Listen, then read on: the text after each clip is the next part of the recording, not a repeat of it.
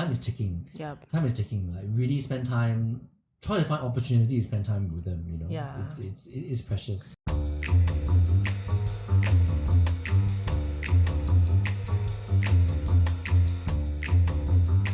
Okay, wow. How should we even describe how we are feeling now? This is going to be a very real episode, right? Real, right? Very, I don't know. I'm excited about it, but at the same time, I'm also feeling that this is going to be one of those episodes. Because it's quite. I think we'll touch a raw nerve. Yes. I think it's touch a raw nerve, Yeah. and I think it is something that is very close to all of us. Yes. We are going to talk about this a very true topic. Yes. And our episode is called 爸妈你老了. Growing old with parents. Yeah. Why? Yes. Oh, wow. You all can feel it, no? Do you know why we are feeling this way now?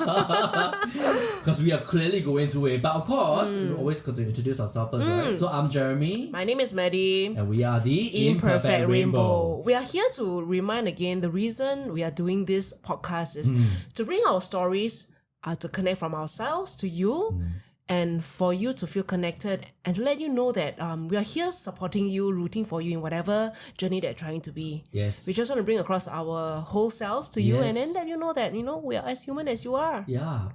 Suddenly I had this Chinese thought. 来。我们希望把你们的心声带出来。Oh, Right? I mean, yeah. if you think about it, That's what we are doing. That's what we're doing. We're sharing our stories, but we are certain that our stories also reflect your stories and what you are going through. Yeah. And we really hope that we always talk about shared humanity. Right? So we really hope that it's a platform where, as we share our stories, you can relate. Yeah. You hear yourself in our stories. And hopefully, we'll grow together in this journey. Yeah, and we know some of you are waiting for our episodes to be released. And that's quite exciting for us. we are honored that you're waiting for us. I hope that your wait is done. You're here listening to this new episode. So thank you for waiting. Thank you for waiting, and thank you again to say thank you to yourself for again spending time with us today, and hopefully you'll learn something from today's episode. Yeah. Okay, why do we want to talk about this growing old with our parents? 爸妈你老了 Yeah. Because 我们都有爸妈吧? Oh yeah, of course everybody has, right? But I do want to say everybody has very different relationships with their parents, which I think we'll touch on later. Yep. But I think for me it's a very practical episode because it involves aging, and it involves the word you said later, mortality. And it's a very real topic. It's a very, very real topic because we're coming to, again, in our 40s and our 50s. Like my parents are now in their 60s and 70s and 80s. And your parents are also growing to that age. Yep. So while you're aging yourself, you're also grappling with reality that your parents are growing old together with you. So I hope this episode and this platform can be a safe space for us to share our thoughts, our sentiments, our relationships about our parents. Yeah.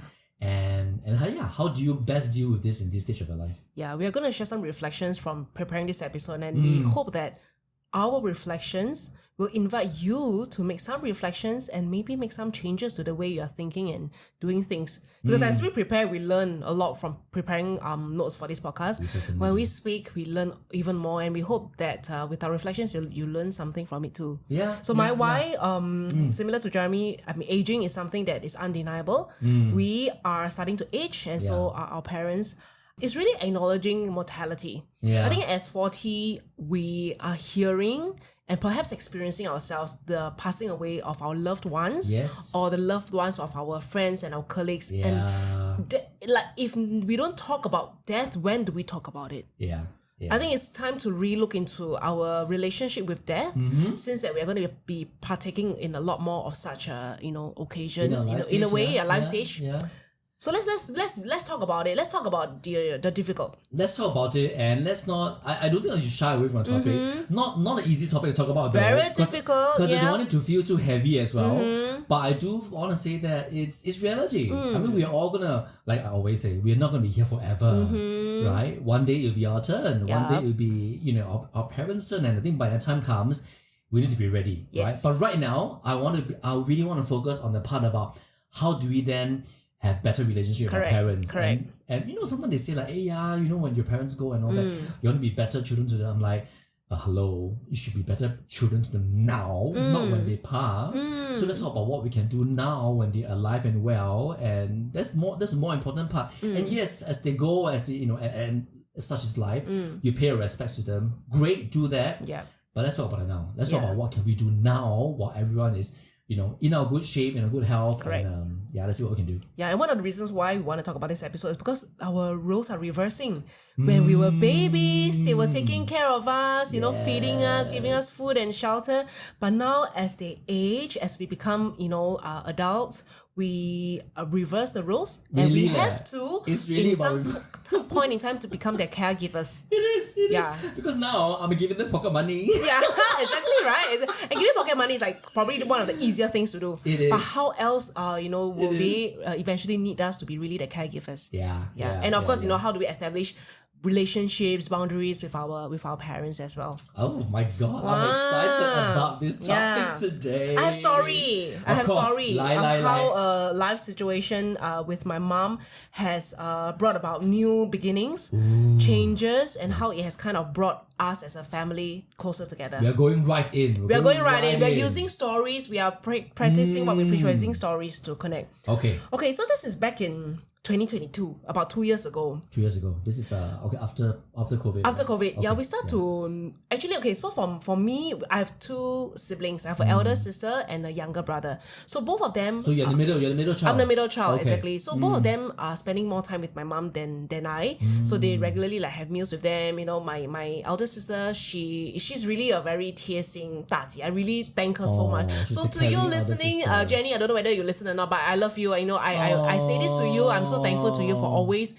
putting the time to spend time with our mom and taking her to holiday.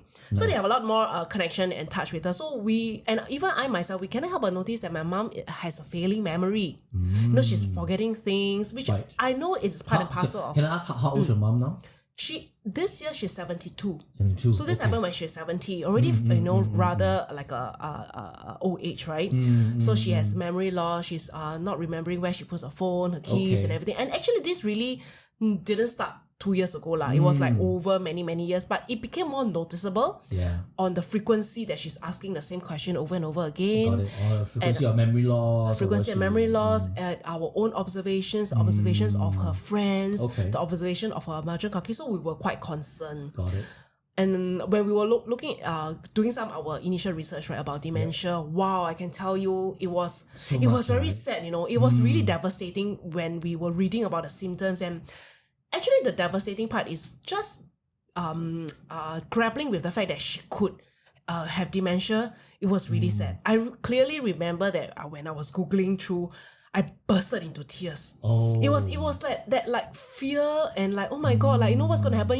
When we fear what we don't know, actually. Yes. So it was really that part of grappling with this whole thing. And together with my sister, we came together. We also cried, cried our hearts out. We were in our balconies and we were crying. And my two kids were like, oh no, what is happening? Why are they crying? But that was really us kind of grappling through what's gonna, what is happening with my mom right now. So was that do you feel that was your reaction to almost acknowledging that, hey, this is very potentially happening to our mom? I think the reaction, now that I'm a coach, where I'm a lot more mature with my emotions and aware of what's going on. At the time, I wasn't at that stage yet. Right now, I think those were grappling with the fear of losing my mom as her old identity, as the mom that we know. Her that holding on to, oh my God, she's going to fail her memory, losing that part of her, that old identity. Interesting. So I think that was that, the reaction in terms of the tears. That was a grief happening. That was a grief happening. The grief of not wanting to let that version of my mom go. And this is not even real death, right? This is just death of her more healthy identity, whereby she had her memory in check and things like that. Sure. Yeah. And then so we then took her to a GP. Go through some the assessment questions. So there was a list of questions that the GP will ask her to assess. Like a checklist, right? Checklist, and there's a sequential questions and carefully curated questions, to to kind of assess where her memory is. Yeah, correct. Okay. So at a point in time, she passed the test actually with quite flying colours. Okay. And we were quite glad, wow. Okay, probably this is really just a normal memory loss thing, because memory loss comes with aging. It's normal. So if you have if you have an elderly who has memory loss, it doesn't mean that it's dementia. But dementia may include memory loss symptoms and a lot more. Okay. So dementia is really a spectrum. I mean, it is a disease in the brain, but the symptoms are really in wide spectrum. Oh, I didn't so know they are that. That's really the helpful. low symptom one, which I think Right. memory loss is a light one, and then the more serious one where they are not capable of taking care of themselves, Yeah. like really a baby, for example, Got to it. that kind of level. So it's very similar to what we talked about before, right? That sometimes it's a a dial. dial. It's not a Yes, switch. it's not a switch. It's not whether you have or don't have Correct. dementia. It is like where on the spectrum do you Correct. lie, right? So I think that was also the initial fear whereby, oh my gosh, she has dementia, we just think immediately our brain goes to the worst case scenario. Correct. The yes or no scenario. Correct. We just oh, no, scare she's got it, ourselves yeah. and then we get ourselves so scared at that stage, I would say. So it's a dial. Yeah, It's a dial. it is not a switch. Got it. Does it make you feel better that it's a dial? Not It a feels so switch? much better, especially right now where I'm at a more grounded self. I'm able to appreciate that, hey, even if she has dementia, it's nothing to be scared of. So then fast forward, sure. 2 years later, which is last month. Okay, this is 2024 last month. Got it. Okay. So we as a family, my siblings and I, so over this time we became closer. We have more conversations. Bonded over your mom's Correct, condition, because yeah? of my mom's condition. So we became closer. We start to meet up for the first time actually to have a meal. Actually, three of us, my three of us.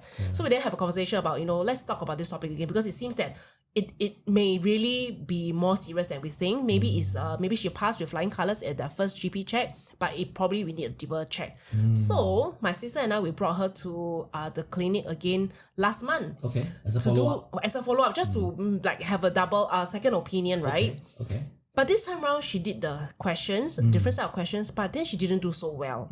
So there were many questions that she got it wrong. Got it. And I think based on the GP's diagnosis, okay, probably she requires geriatrics specialist. Okay. So geriatrics is basically elderly specialist care. Yes. So we had a follow-up done, in sometime a few months later to follow up with that. So, but right now, 2 years later that this has happened, knowing that, okay, kind of we already expected that she probably have dementia. Yeah. But the whole relationship with this thing has completely changed. In a way that even though my mom could be diagnosed with dementia, I accepted that she will not be the same again. And I also count all the blessings and all the good physical health. I mean, the many small things that she's healthy for. And I'm at peace with it. Right. What I will say is I'm at peace with the fact that she could be, she could have dementia, and currently at peace with the fact that it may worsen. Yeah, because I also hear some stories with patients with dementia at the kind of the other spectrum of it, where it's a lot worse. It's a lot worse, yeah. It looks like a lot worse. It looks like they're not capable of taking care of their basic hygiene. It looks like they became a complete different person. Right. So when I see my mom, whereby memory is really not good, there are things that she keep asking or what. But when I see other aspects of her health, and I mean physical health, she is walking. She has physical freedom. She can walk. That's great. She can eat. She can go to the toilet. Yeah. She enjoys mahjong That's still. good. She That's plays. good. She can still play mahjong. She can still Still mahjong. can how many Thai and all Yeah, that. she can still play mahjong. She can still count. She can still cook for us. Okay. She's able to basically take care of herself. Only That's that good. her memory is not good. The cognitive health is poor. So when I look at the total health aspects, and health again is made up of so many things: Multifaceted. physical, Yeah. emotional, cognitive, Definitely. environmental, social, so many aspects, Oh, right? wow. Yeah. And I will send deep health questionnaire or an article to read in the show notes. It's worthy for us to look at health as not just monetary health, not just as physical health, but it's really the totality. It's a holistic way of approaching health. So I have that. I have a great article. I'm learning about that from you right now. Yeah. As you're speaking about Yeah, that. so I'll share it in the show notes.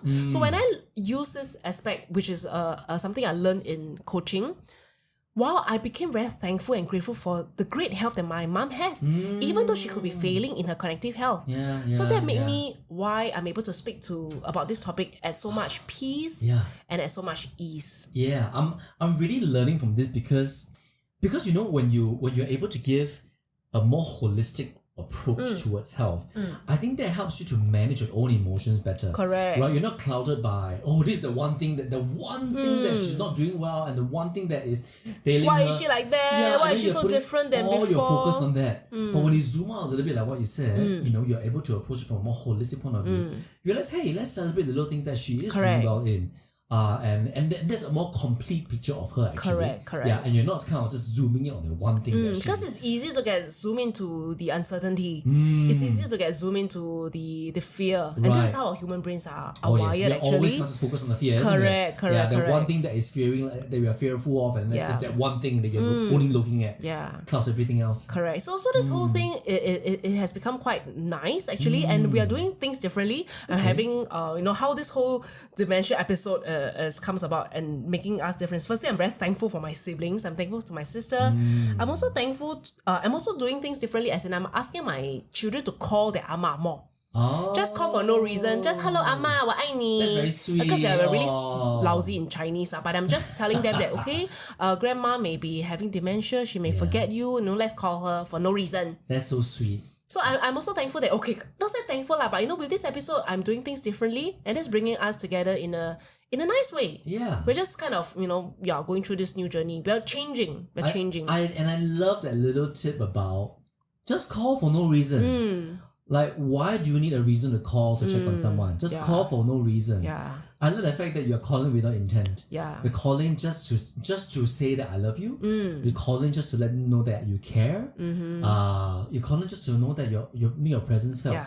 Yeah. In fact, recently I was watching this thing about someone with depression, And again, I'm not saying that your mom has depression. I'm just using an example. But sometimes the worst thing you can ask somebody who is having depression is, how are you?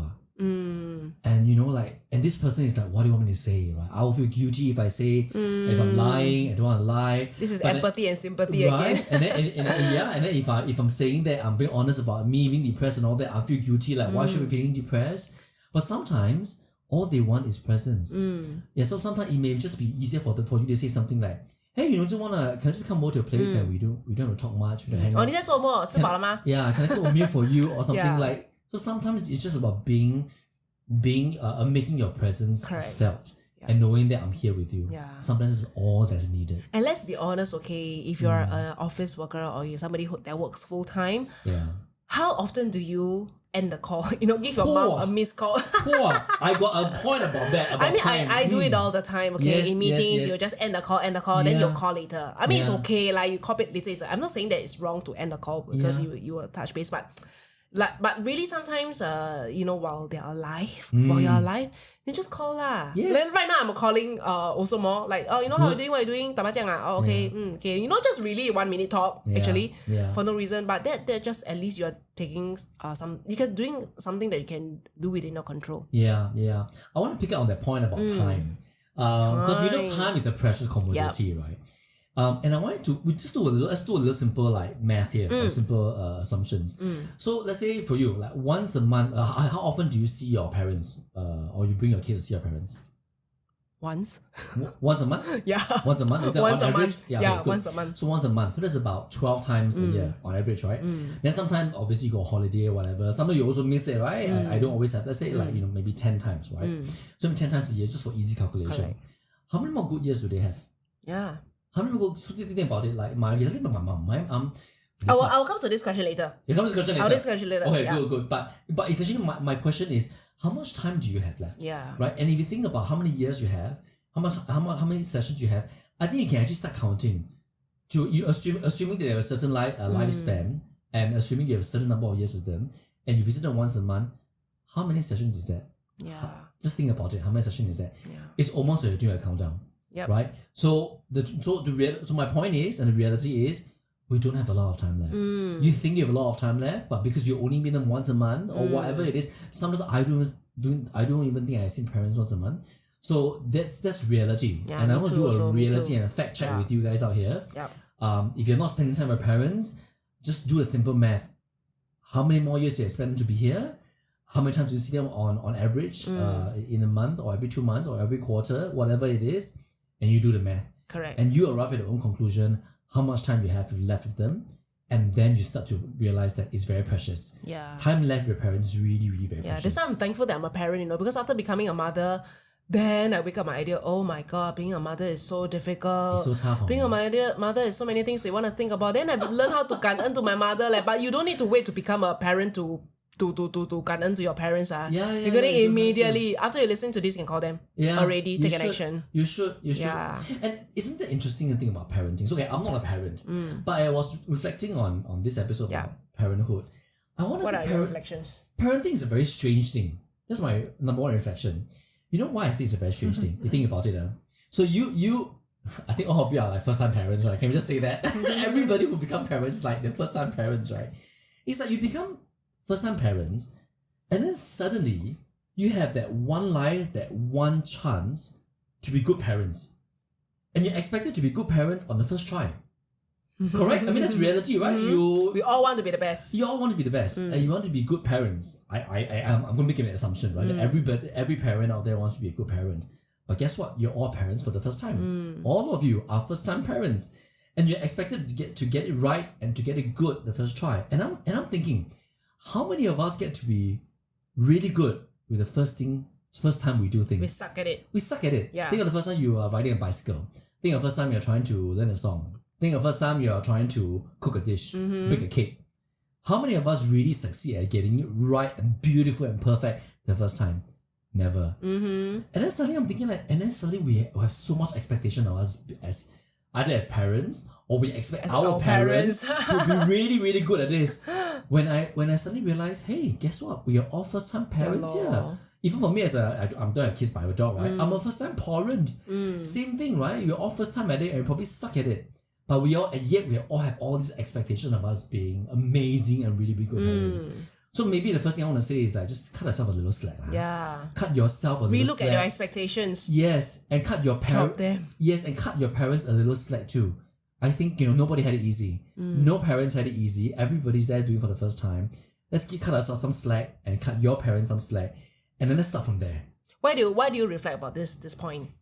Because do you think that sometimes like a parent-child relationship, there are unrealistic expectations, and then it causes a lot of like struggles, quarrels.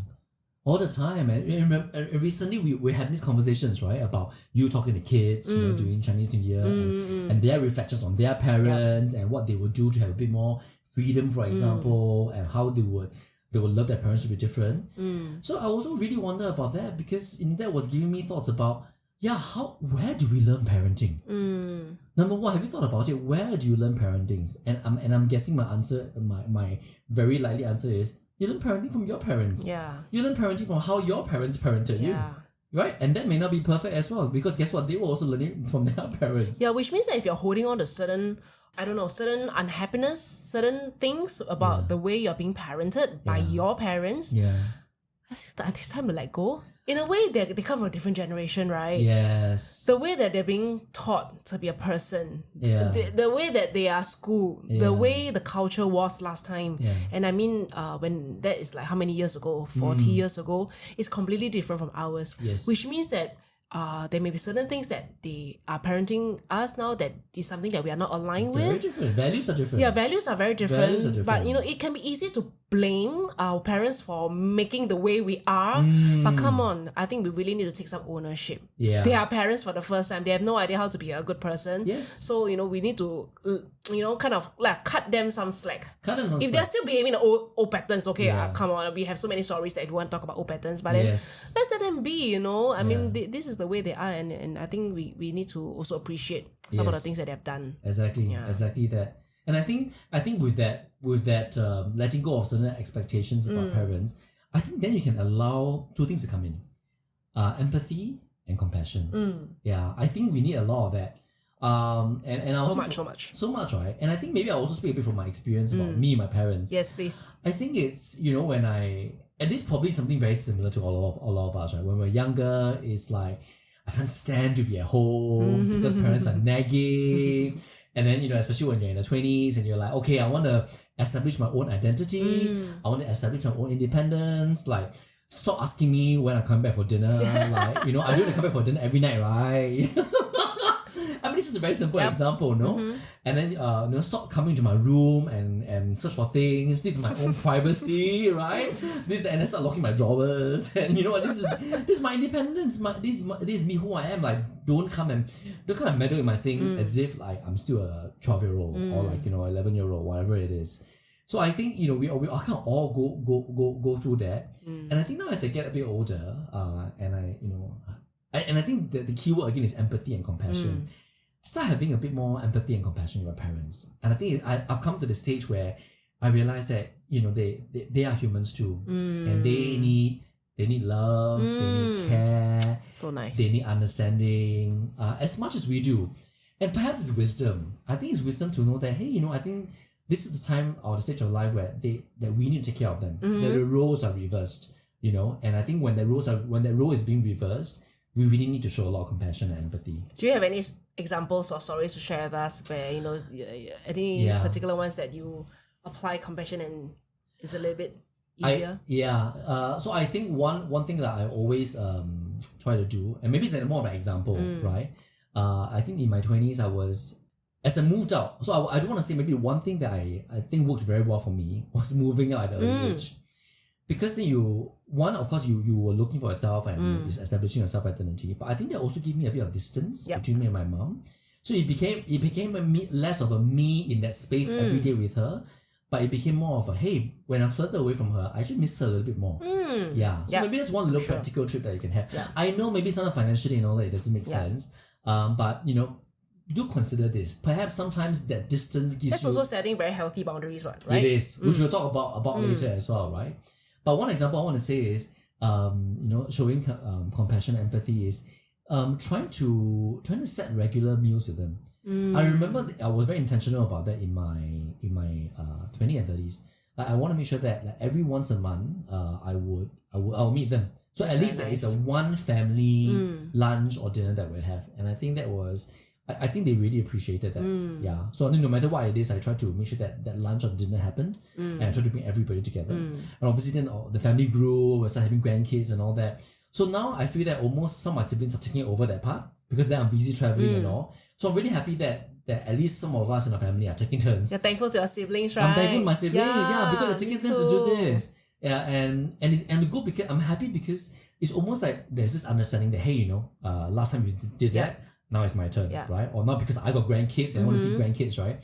So you just find a way to make things work. And I think that in itself is showing empathy because realizing that everyone's life stage is different, everyone is trying to be accommodate, and yet we're trying to find time together.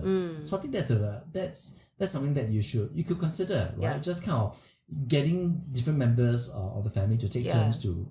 Whether it's taking care of the parents or just stepping in to arrange things, I think these little things help. Yes. These little initiatives or being more proactive in arranging for things. Because sometimes I think the parents don't need a lot lah. Yeah. They don't need a lot, right? They just need, like what you say just now, how we care for a human. It's just they want love. Yeah. They want love, that's all. And love can come in so many ways. It can come from a 1-minute phone call, a meal in a month, a meal in 2 months. But they just want the least for us. Actually, as parents, isn't it? Yeah, I think it's very simple. The things that they want, they just want to know that you still care. That you will come home once in a while. You stay in touch with them. They're not forgotten. I think this thing about parents, what do you call it? The empty nest syndrome. Have you heard of this? No. So empty nest syndrome is where your parents spend their whole lives, right? Taking care of you, making sure you are well raised. You go to university, you get a job. And then you get married, and then you leave the house.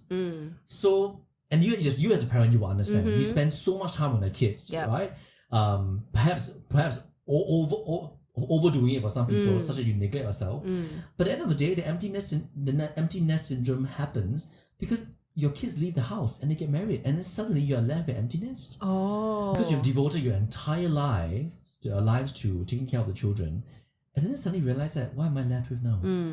So that's where the emptiness sets in. Whether it's like, how come the house is so empty right now? It's just me and my spouse. So what's gonna happen? This is emptiness. I also feel that if you belong to a similar generation like Jeremy and myself, right? Your parents, our parents come from a generation whereby there's no such thing as mental health one.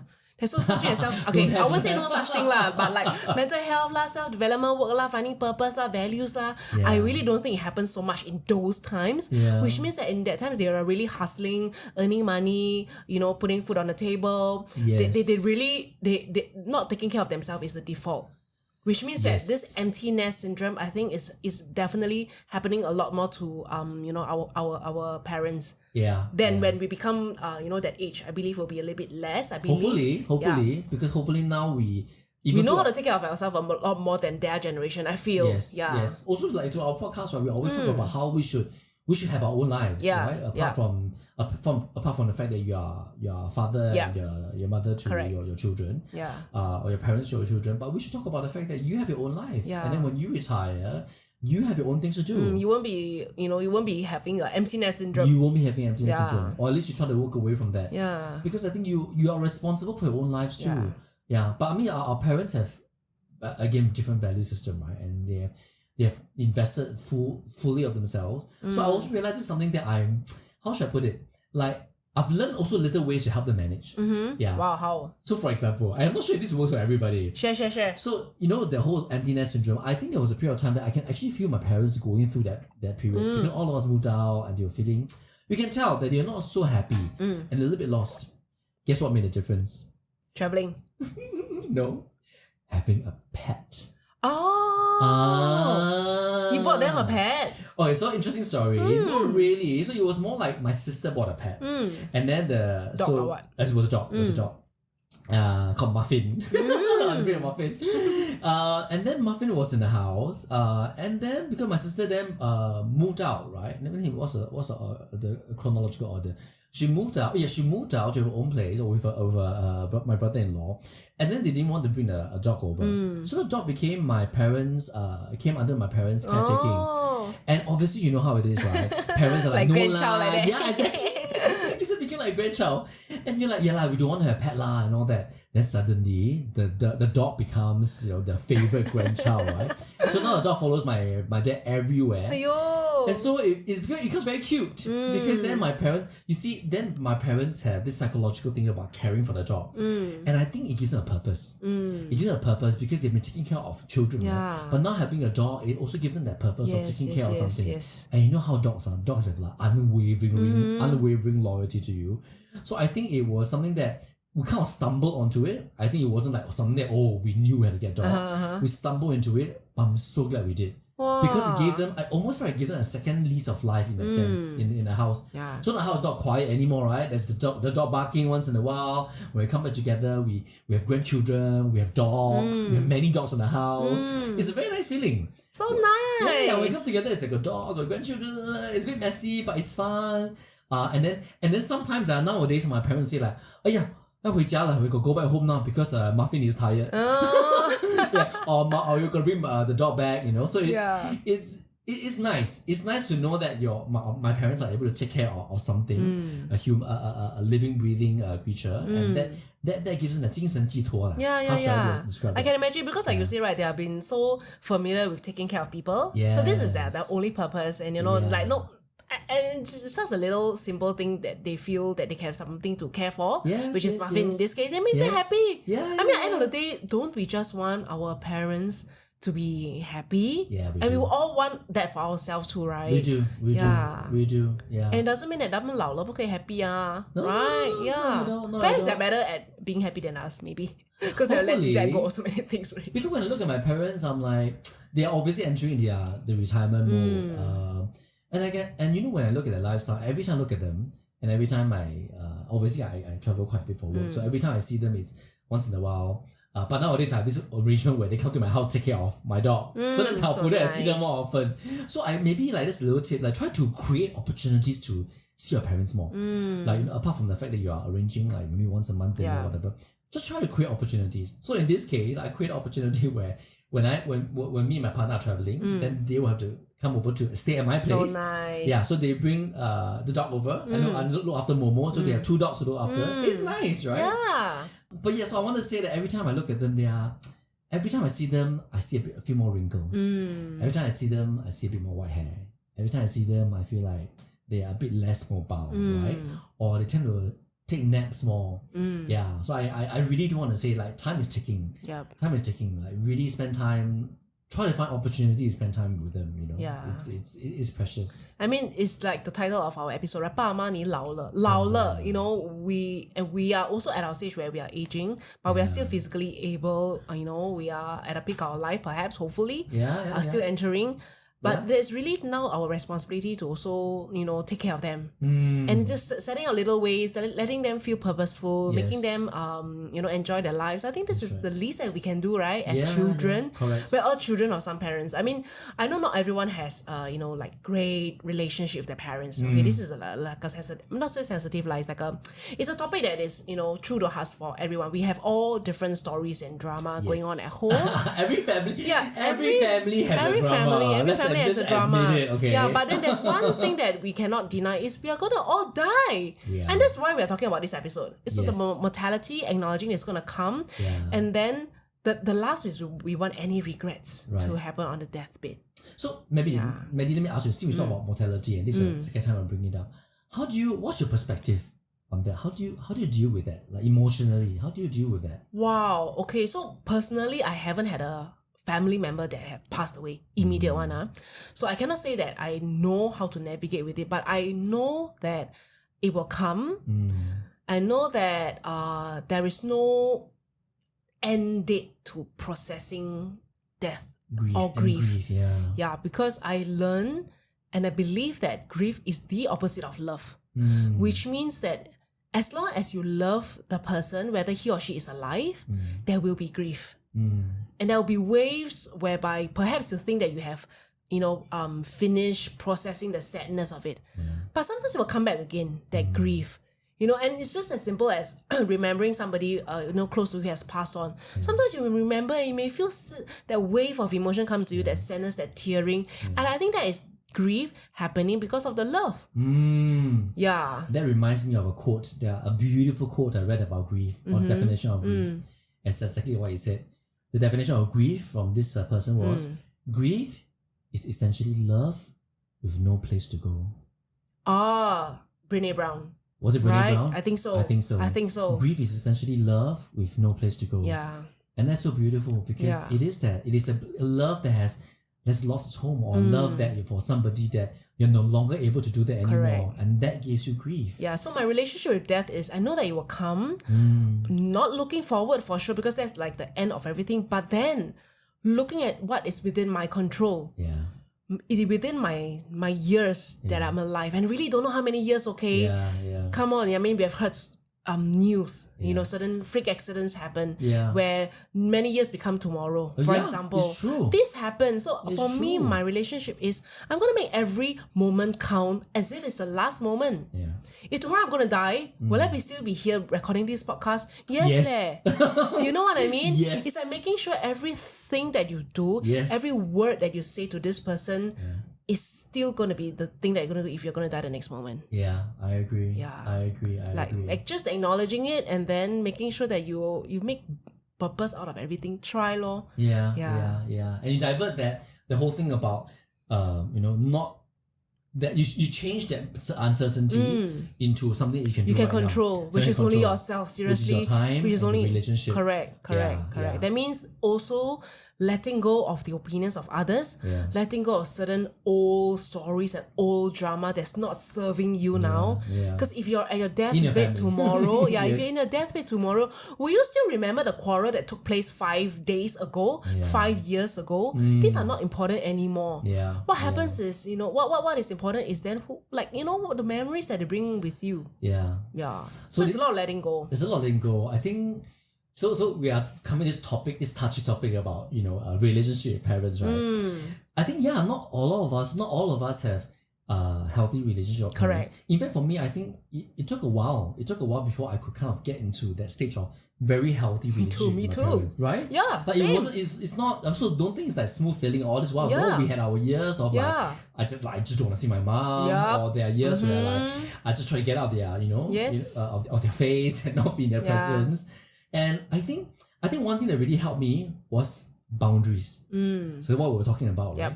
So I think for me, I that whole thing about me moving out. I think in a way that was me setting boundaries I think for that's myself. good. Yeah. And that was, being able to establish my own boundaries and realize that, hey, I need to know who I am before then I can kind of mend the relationship. Correct. And I got a very cute example to share about boundaries. You wanna hear this? Yes, please. Of course.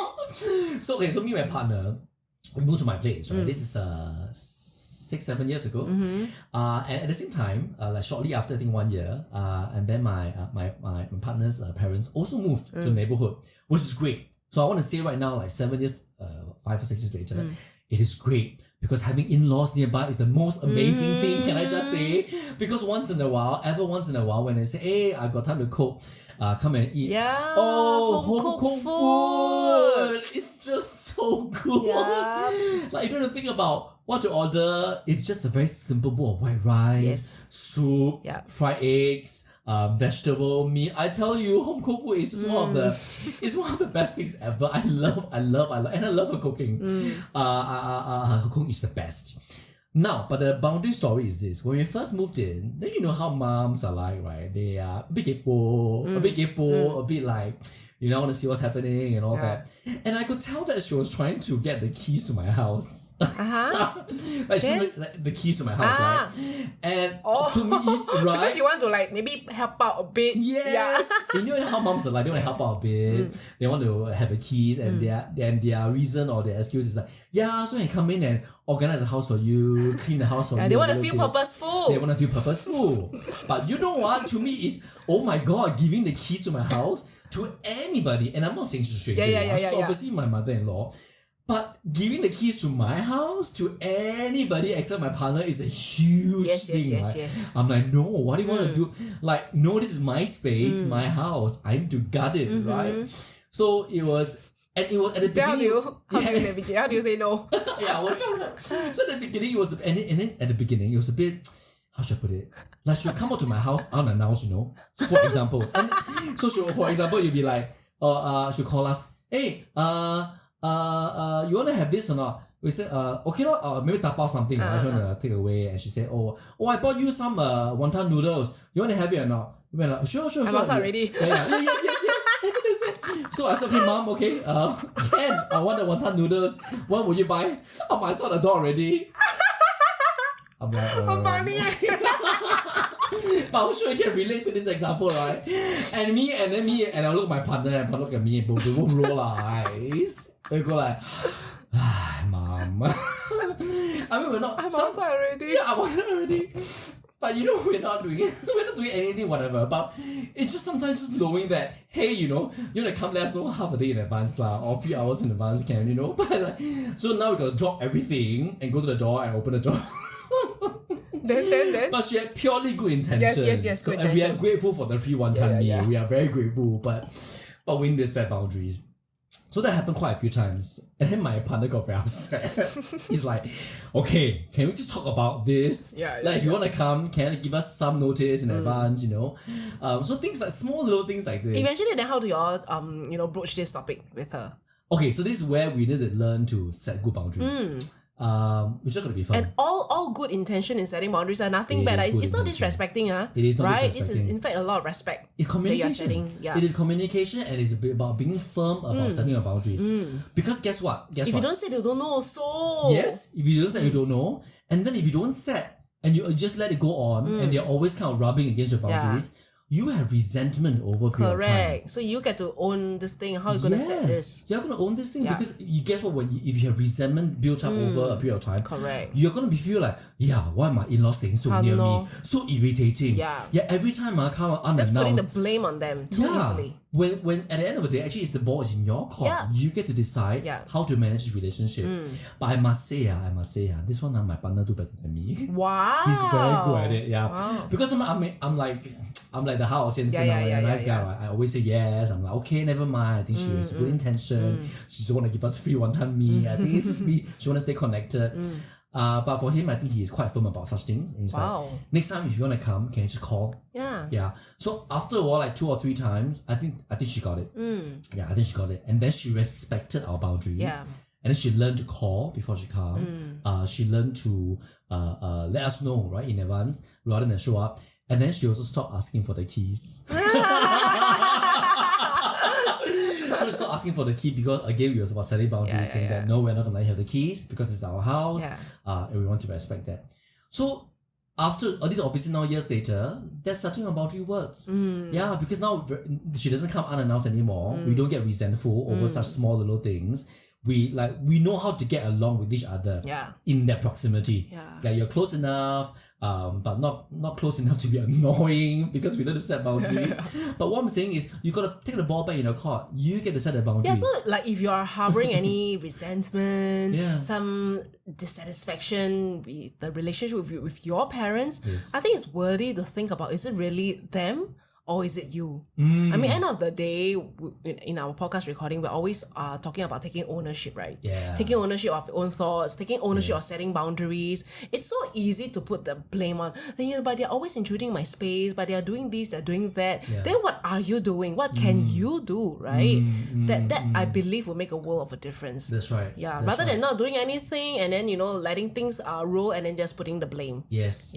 So at that moment, I think, and it's another a good quote from Brené Brown, I remember this, choose discomfort over resentment. Choose the discomfort of the moment to set your boundaries rather than to have resentment built up over a period of time because you weren't clear about your boundaries. So you have the responsibility of setting your boundaries, especially with your parents. So I think it's a really good tip about how you can better manage your relationship with your parents. And I got another story here. Can I share? Boundary story again. Yeah, boundary story. Okay, so recently we also been bringing our parents out for to travel for holiday, right? And we do it together. Two sides of the parents. Two sides of parents. So both parents, so 6 of us lah, right? 6 of us go out together. It's nice, but I tell you, it's not easy.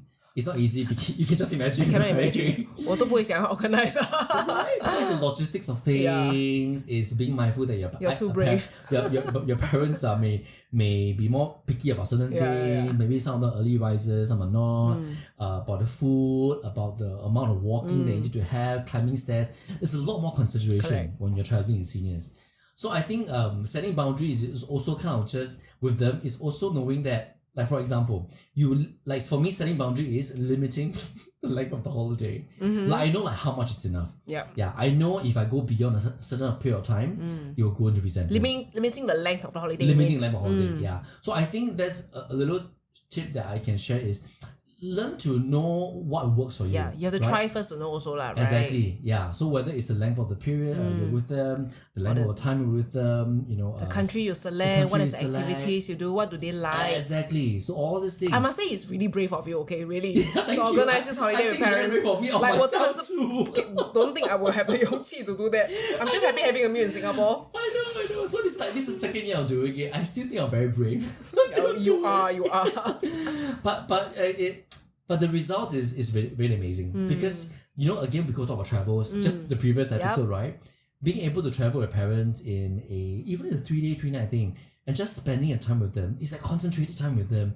It's nice. I'm sure they're really like happy, man. They are very happy. They are very happy. They are very appreciative. They likewise the parents don't need a lot of things. Of course, I'm assuming that financially everything's okay, right? Like, you've got their pocket money and you've got savings and all of that. So that's done. That's basic. But yeah, like apart from that, what do they want? They just want a company.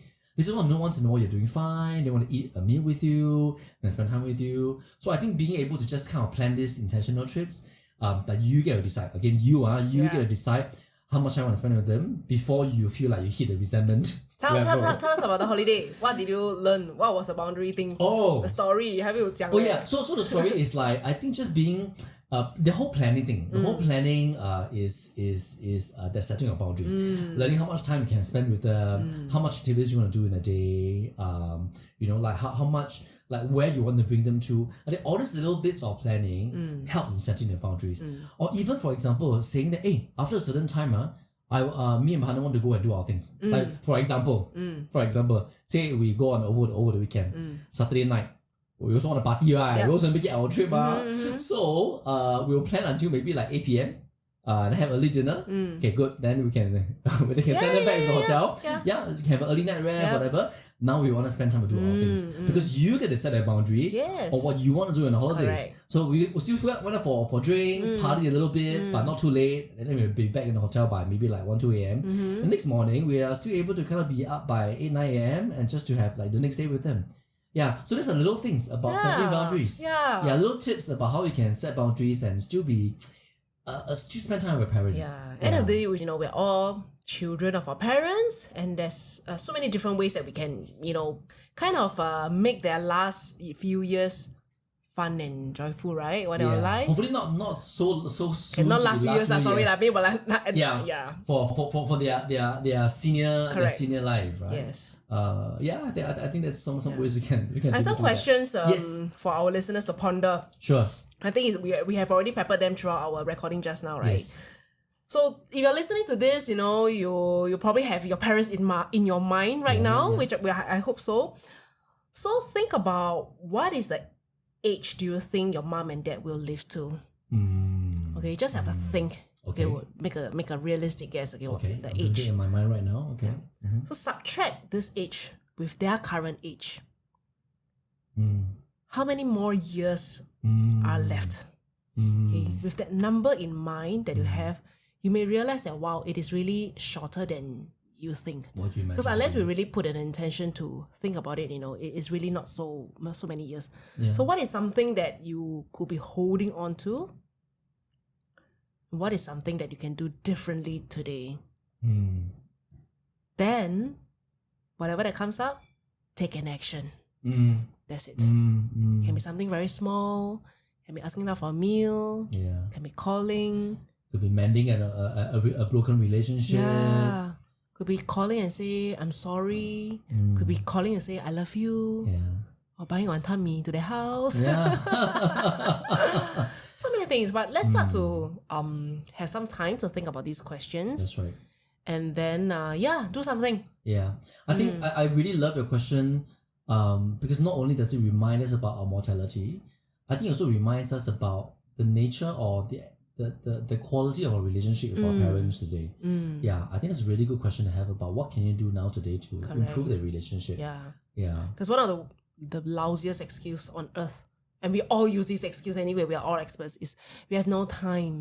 Yes, of course. This is what we talk about it in we previous episode, right? We're so familiar with it. All of us fall victim to this. We have no time. We have no time. No time for eating well, no time to exercise, no time to call your parents. Come on, let's be brutally honest with ourselves. We all can make time. Yeah. But of course, it starts with being a bit more intentional with what you want to do, and it starts with sometimes setting bigger boundaries. But you need to be intentional with If that. you have the heart, you will make time. Yes, it's a heart. Yeah, make time for things that are important to you. Correct. Yeah. We have a couple of quotes. Yeah. Okay. Anyway, a very nice song. Oh yes. Okay, this quote. I took this from one of our website in Liew, in Danny's page from Liew Labs. So it says, the scariest thing in life isn't the fear of uncertainty.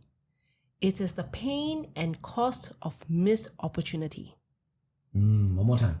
The scariest thing in life isn't the fear of uncertainty. It is the pain and cost of missed opportunity. So why I resonate so much with this quote is because it's not the fear of death. Yeah. I mean, death is scary for sure, but it is not at the brink of the last breath that is painful. It is when you're at your last breath and you realize that you haven't done and said all the things that you want to do. It's the missed opportunities that's painful. It's not death in itself. Exactly. Yeah. So let's try to minimize these missed opportunities by doing something today. Yes, that's right. By planning an opportunity. Yeah, by creating the opportunity. Correct. Yeah, you don't have to letting wait. go of something as well. Yes, yeah. You don't have to wait for an opportunity. Correct. I think sometimes we have to create the opportunity. We have to. Right? We have to. Because we're in control of a lot of things. Yeah, and don't compare the way others are doing it. Yeah. Do it yourself. Exactly. Yeah. Do it your own way. Yeah, do your own way. Find a way that works for you. Yeah. Find a way that makes sense for you, that's genuine and authentic for you. Yeah. Yeah. Okay. Nice. What about you? My quote, this is a cute quote. We like cute quotes. Yeah, this is a cute quote from a Russian colleague. The context when the quote was shared to me wasn't about parents. It was about work. But I thought it makes perfect sense here. I think once I say it, you'll get it. Okay. So it's a Russian quote. It's a Russian proverb because I'm from a Russian colleague. Are you going to speak Russian? No, I cannot. Obviously, I can't. So this is going to be a translation. So the Russian proverb is, good agreements make good friends. Good agreements make good friends. 很凄美. So I'll give you the context in which this quote was given. Yeah. The context was given between business partners, right? Because obviously with business partners, you want to have good business relationships. Yep. It's always good to have a good agreement at the beginning. Let's be clear about our boundaries. What's the terms and condition of our partnership? In other words, a lot of time is spelled in the contract, isn't it? Correct. In the distributor contract, in the agreement, operator agreement, whatever the nature of the contract is.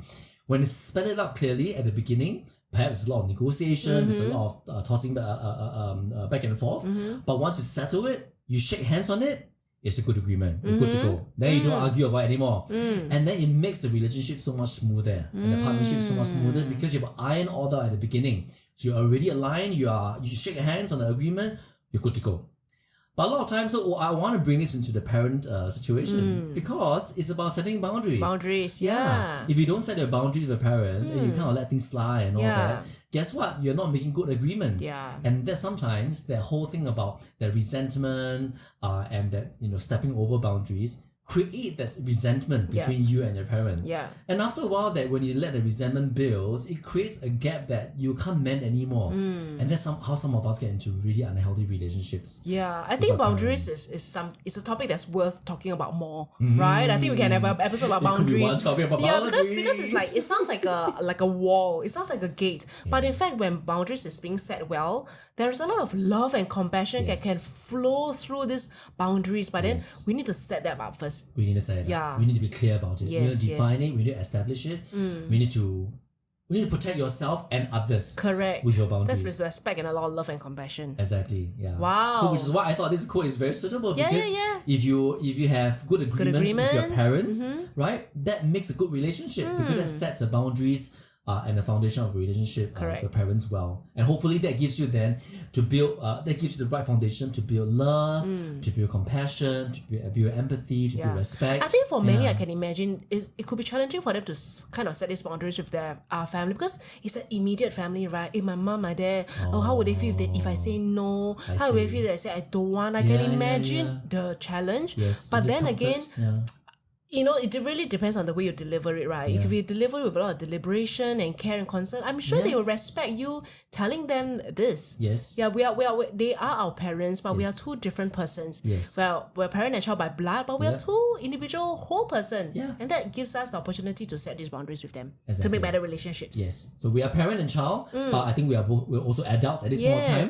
And we're able to communicate as adults. Correct. So we still see each other as parent-child relationship, but we can also communicate as adults. That's important. This episode turned out not bad, eh? Very interesting. Yeah, not so dark, not so like I thought maybe it'll be a bit, but I think it's okay. Correct. Okay. We hope you enjoy this episode. Totally, really hope so. When we finish recording, you will hear a very nice song that we really want to end this episode with. Yes. Yeah, but for now, thank you for listening once again. My name is Maddy. My name is Jeremy. We are the Imperfect Rainbow. See you in the next episode. Enjoy the song. Bye.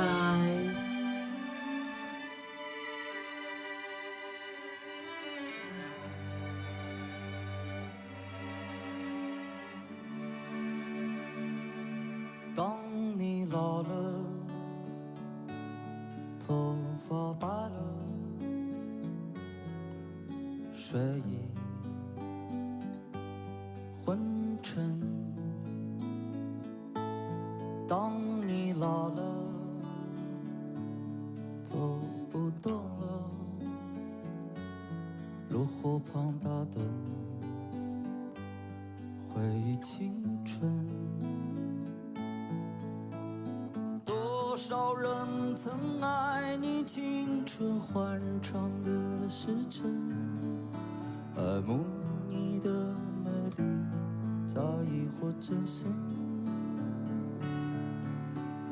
只有一个人还爱你虔诚的灵魂，爱你苍老的脸上。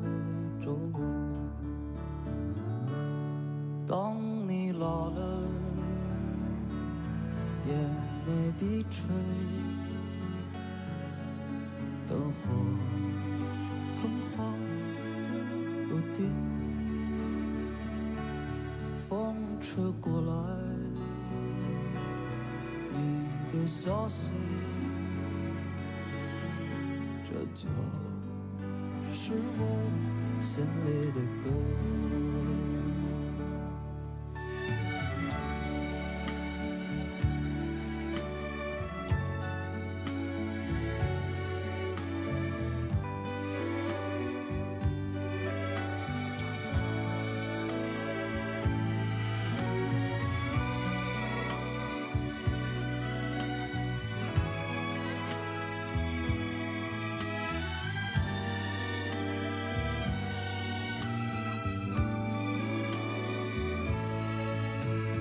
多少人曾爱你青春欢畅的时间，爱慕你的美丽早已不存现，只有一个人还爱你虔诚的灵魂，爱你苍老的脸上的皱纹。当你老了，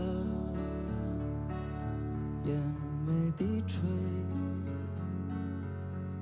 灯火昏黄不定，风吹过来你的消息，这就是我心里的歌。当我老了，我真希望这首歌是唱给你的。